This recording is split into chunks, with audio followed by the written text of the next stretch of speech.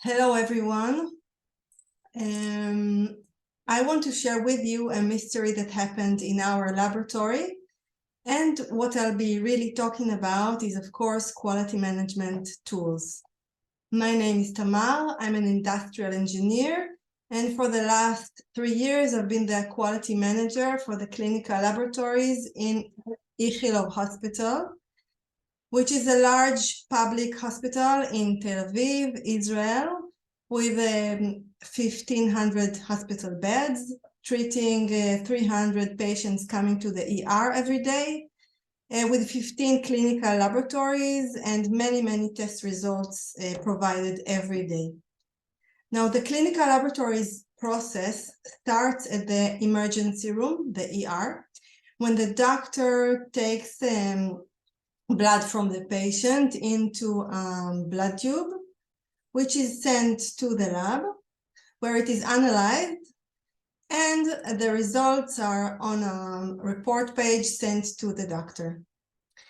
And now we arrive to the mystery.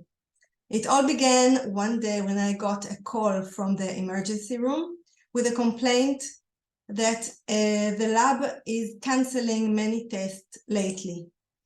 Here you can see the potassium test canceled. It means the laboratory got the blood tube and then canceled it. The day after, I got another call and another call. At this point, I wanted to see if there is any trend going on. So I opened our dashboard, and this is the graph that I saw. Here you can see the number of canceled tests every month. It used to be around 300, and you can see it increased to 900, and from 3% cancellation to 9% cancellation, which is absolutely a not acceptable rate. Now, the lab has several reasons for canceling tests, and when we checked in the dashboard, we saw that almost all tests are canceled because of blood hemolysis. Blood hemolysis is when the red cells in the blood break and the red material goes into the serum. So here you can see normal blood, and here you can see blood with the hemolysis where the serum is the red, pink. Now, hemolysis can happen while blood collecting if it's aggressive. For example, if you leave the tourniquet on too long, or if you tap the hand too strong, or if you shake the tube, you should shake the tube, but if you do it strong, it might cause hemolysis. And in this case, the lab must cancel the tests. Now, what's the problem with canceling tests? Of course, it means you have to take blood again from the patient, which is inconvenient. But beyond that, it means the extra load in the ER and rework for everyone. And most important, it means delays in the diagnosis and in the treatment, which in a hospital, sometimes it's really a matter of life and death. So we know that there is high cancellation rate. Why? Because of blood hemolysis. Why? We don't know. We don't know what happened, what changed, what is the root cause for this. We started an investigation which took us several months, during which we used different quality management tools that you can see here. And now in the next slides, this is what I want to show you, the process that we did. First, we assembled an improvement team with our chemistry lab manager, which is the biggest lab, with the ER head nurse, and with myself. Now, this exact team, we together just finished a very big project in the ER, where we implemented a new software for ordering lab tests with no paper forms, but with barcoded tubes and barcode reader. So when we looked at the PDCA cycle of this project, it was clear that we finished the plan phase, we finished the do phase, we are now in the check phase, and we would like to go to the act phase and to fix the situation, but we don't know how because we don't know the root cause. So what we needed to do is, of course, root cause analysis. To do that, we naturally chose the tool of fishbone diagram. From the 5M model, we chose 4 categories: machine, material, method, and man. Then we wrote down all the possible reasons, and we started to examine them one by one. First, we started with the machine. This is how the machine in the lab looks like.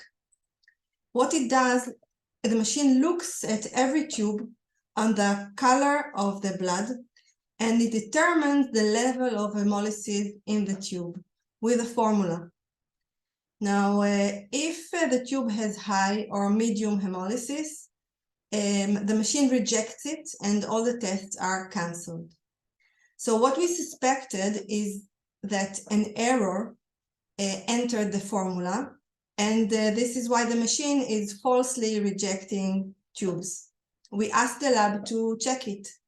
They checked it with the technicians, and the answer was that the formula is fine, the machine is okay, and this is not the reason for the problem. So we ruled out machine and continued to material. This is the equipment for drawing blood. Every change in the materials might cause hemolysis. So we checked with our purchasing unit if anything changed lately. They checked and the answer was that nothing changed lately. Next, we looked at the tubes, the blood tubes. We noticed that in the ER there is a white ring on the tube, and in the departments, the internal departments, it's a red ring. Now, our lab manager told us that there is no significance for the color of the ring, but in the departments, the cancellation rate was so low, and in the ER it was so high that we just had to check it. So what we did, we exchanged the tubes between the ER and the internal department D for 1 week. After 1 week, we analyzed the data and we found no change in cancellation rate, which means this is not the reason. Next, we looked at the barcode reader. We just started to use barcode reader, and we thought, well, maybe the laser beam from the barcode reader is hitting the blood and breaking the blood cells. To check that, we asked 3 nurses in the ER to stop using the barcode reader and to enter the the numbers manually for 1 week. After 1 week, we examined the data and there was no change in the cancellation rate. So we moved on. Next is the method. We thought maybe because they started to use a new software, something in the process of taking blood was changed. So we went to the ER, we did some on-site observations, and we were happy to see that no change in the process is fine. Then we go to the last category, men, personnel. And we found out that lately the ER started to hire external people to do some of the blood collection in the ER. When we looked at a report of cancellation rate, we saw big differences between the people, between the employees, some with very low cancellation rate and some with very high. So we decided to do an intervention. And for 1 month, we did very extensive training on how to take blood properly and how to avoid cancellations. And also we did strict supervision on site. And after 1 month, we analyzed all the data and we did see a small decrease in the cancellation rate from average of 9 to 8, which is good, but it's really not what we were hoping for. And this was also not the reason. And at this point, we were really frustrated. We wanted to give up, but you can't give up because every 10th tube is cancelled. So you have to find the solution. And then one nurse in the ER noticed a small difference between the old not barcoded tubes and the new barcoded tubes. Can you see the little black line here? It says how much blood you have to take. Okay, so the old tubes, you had to take low volume of blood, and in the new tubes, you have to take high volume of blood. To check if this is the reason, we decided to take 2 samples from the same patient, one with low volume, one with high volume, and we did that for 3 patients.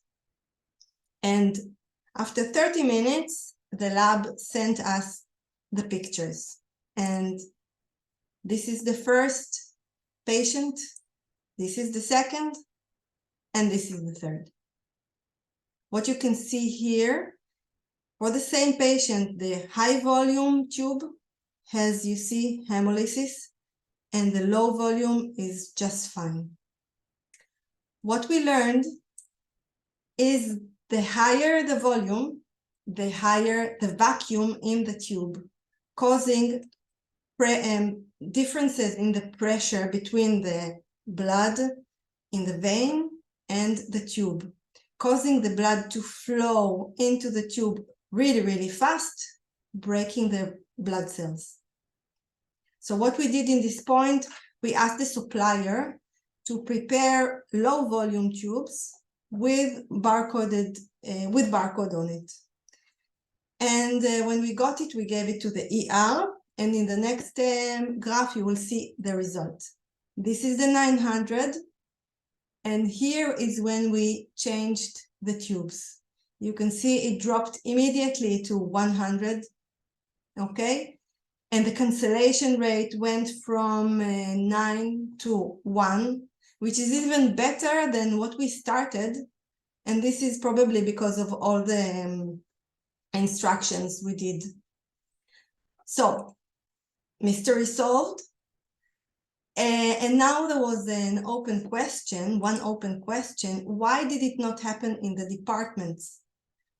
And the answer is they use different equipment for taking blood. They use this equipment, which has a very long tube connecting it, which helps to equalize the pressures and to avoid cancellation.